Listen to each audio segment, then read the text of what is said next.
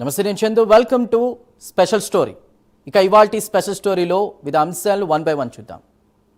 ఒకప్పుడు మాటలు మనుషుల మధ్య అంతమయ్యేవి, కానీ ఇప్పుడు అవి మొబైల్ స్క్రీన్లో పుట్టి క్షణాల్లో ప్రపంచం మొత్తం తిరుగుతోంది. ఒక్క క్లిక్, ఒక్క షేర్, ఒక కామెంట్తో ఒక మనిషి జీవితం తలకిందులవుతోంది. ఇటీవల కేరళలో జరిగిన ఘటన ఇదే చెప్తోంది. నిజం ఏమిటో తెలియకముందే సోషల్ మీడియాలో తీర్పులు వచ్చాయి. ఆన్లైన్లో పుట్టినటువంటి పుకార్లు విధ్వంసంగా మారాయి. వర్చువల్ ప్రపంచంలో చేసిన ఒక పోస్ట్ నిజ జీవితంలో ప్రాణాల మీదకు తెచ్చింది. కేరళలో జరిగిన ఈ ఘటన ఓ సంఘటన కాదు, ఇది సోషల్ మీడియా మన జీవితాల్లోకి ఎంత లోతుగా చొచ్చుకుపోయిందో చెప్పే హెచ్చరిక.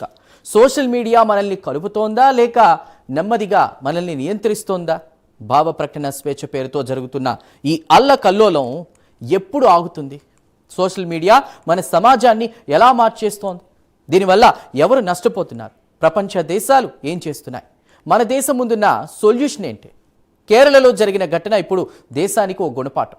సోషల్ మీడియాలో వైరల్ అయిన ఓ వీడియో, కొన్ని పోస్టులు, వాటిపై వచ్చిన వ్యాఖ్యలు నిజం ఏమిటో తేలకముందే తీర్పులుగా మారాయి. వర్చువల్ ప్రపంచంలో పుట్టిన అనుమానం, ద్వేషం రియల్ లైఫ్లో కుటుంబాల్ని విచ్ఛిన్నం చేసింది. ఒకరి మీద ఒకరు అనుమానాలు, సమాజం నుంచి వెలువేత, చివరికి ప్రాణాలకే ముప్పు. ఈ ఘటన కేరళకే పరిమితం కాదు, సోషల్ మీడియా మన జీవితాల్లోకి ఎంత లోతుగా చొచ్చుకుపోయిందో చెప్పే హెచ్చరిక.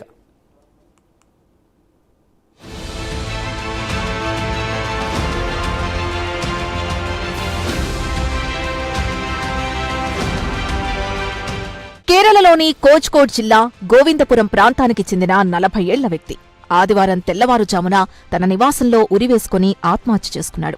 ఈ ఘటనకు కొద్ది రోజుల ముందే పయ్యన్నూర్ రైల్వే స్టేషన్ నుంచి బస్టాండ్కు వెళ్లే బస్సులో తనను లైంగికంగా వేధించాడంటూ ఒక యువతి సోషల్ మీడియాలో వీడియో పోస్ట్ చేసింది. ఆ వీడియోలో ఆమె ఆ వ్యక్తిపై ఆరోపణలు చేస్తూ మాట్లాడింది. ఆ వీడియో కొన్ని గంటల్లోనే లక్షల వ్యూస్ సంపాదించింది. చివరకు దాదాపు 20 లక్షల మందికి పైగా చూసే స్థాయికి చేరింది. వీడియో వైరల్ కావడంతో నెటిజన్లు ఆ వ్యక్తిని టార్గెట్ చేయడం మొదలుపెట్టారు. అతడి ఫోటోలు, వివరాలు సోషల్ మీడియాలో ముమ్మరంగా షేర్ అయ్యాయి. ఆధారాలేంటో తెలుసుకునే ప్రయత్నం చేయకుండా చట్టపరమైన విచారణ పూర్తయ్యే లోపే అతన్ని దోషిగా ముద్రవేస్తూ తీవ్రస్థాయిలో ట్రోలింగ్, సోషల్ ట్రయల్ జరిగింది.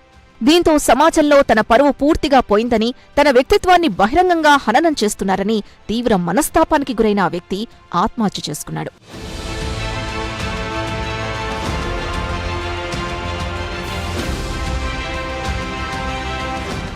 వ్యక్తి ఆత్మహత్య ఘటనతో మరోవైపు వీడియో పోస్ట్ చేసిన యువతిపైన ప్రస్తుతం సోషల్ మీడియాలో విమర్శలు, దాడులు జరుగుతున్నాయి. మృతుడి కుటుంబ సభ్యుల ఫిర్యాదుతో ఆ యువతిపై ఇప్పటికే పోలీసులు ఎఫ్ఐఆర్ నమోదు చేశారు. ఒక చిన్న వీడియో, ఒక క్షణపు ఆరోపణ, కానీ దాని ప్రభావం మాత్రం ఒక కుటుంబాన్ని శాశ్వతంగా చీకట్లోకి నెట్టేసింది. వీడియో పోస్టు చేసిన యువతిని చిక్కుల్లో పడేసింది. ఈ ఘటన సోషల్ మీడియా వేదికగా జరిగే వ్యక్తిత్వ హననంపై, న్యాయ వ్యవస్థ తీర్పుకు ముందే జరిగే ట్రయల్పై మరోసారి తీవ్రమైన ప్రశ్నల్ని లేవనెత్తుతోంది. నిజం నిర్ధారణ కాకముందే సోషల్ మీడియాలో ఎవరినైనా దోషిగా ముద్రవేయడం ఎంత ప్రమాదకరమో ఈ ఘటన తెలియజేస్తోంది.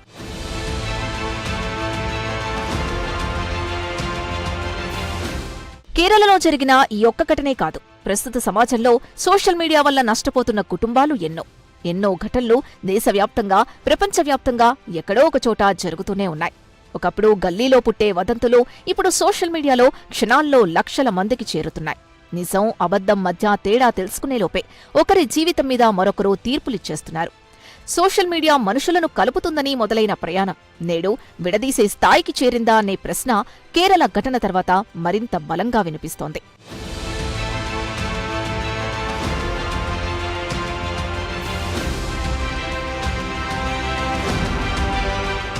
సోషల్ మీడియా వల్ల నష్టాలే తప్ప లాభాలు లేవా అనే ప్రశ్న కూడా తలెత్తుతోంది. అయితే సోషల్ మీడియా రెండు వైపులా పదునున్న కత్తిలాంటిది.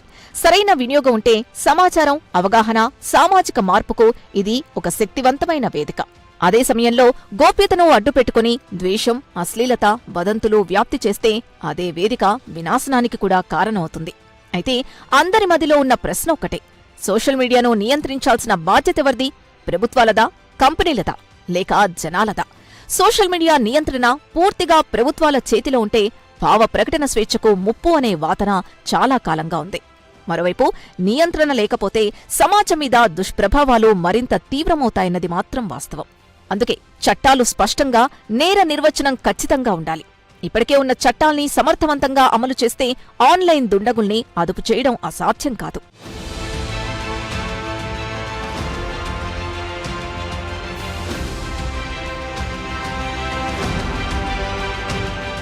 కేరళలో జరిగిన ఘటనతో మొదలైన ఈ కథ దేశవ్యాప్తంగా సంచలనం సృష్టించి సోషల్ మీడియా వాడకంపైనే ప్రశ్నలు తలెత్తేలా చేసింది.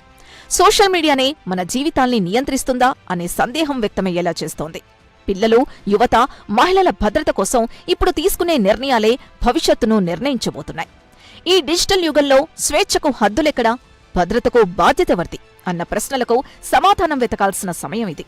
లేకుంటే ఎవరికి వారే సోషల్ మీడియాని నియంత్రించగలిగేలా మారాల్సుంటుంది.